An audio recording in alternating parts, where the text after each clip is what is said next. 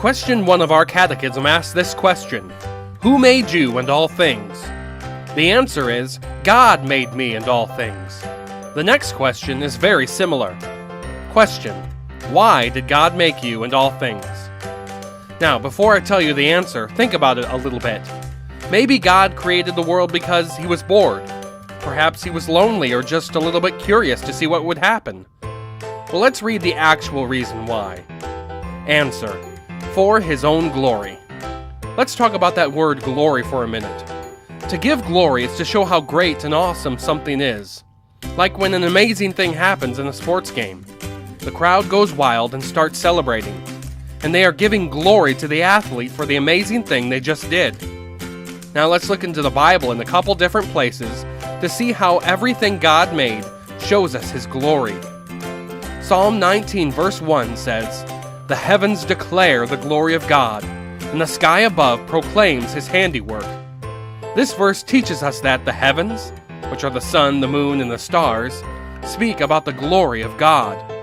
It teaches us that God created nature to show his glory. Giant created things like mountains show God's power and majesty. Little created things like frogs show God's creativity and attention to detail. Nature makes God look glorious. Let's look at Psalm 139 to see what else gives God glory.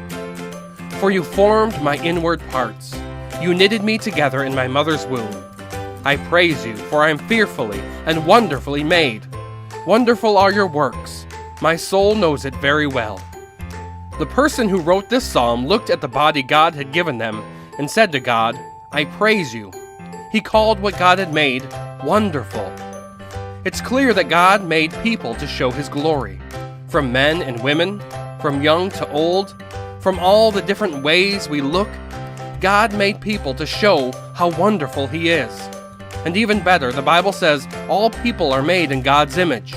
That means we can show his glory in a way that the rest of creation can't. We can love God and love other people. Let's look at that question one more time. Why did God make you and all things? Answer: for his own glory. God created nature to show his glory, and God created people in his image to show his glory.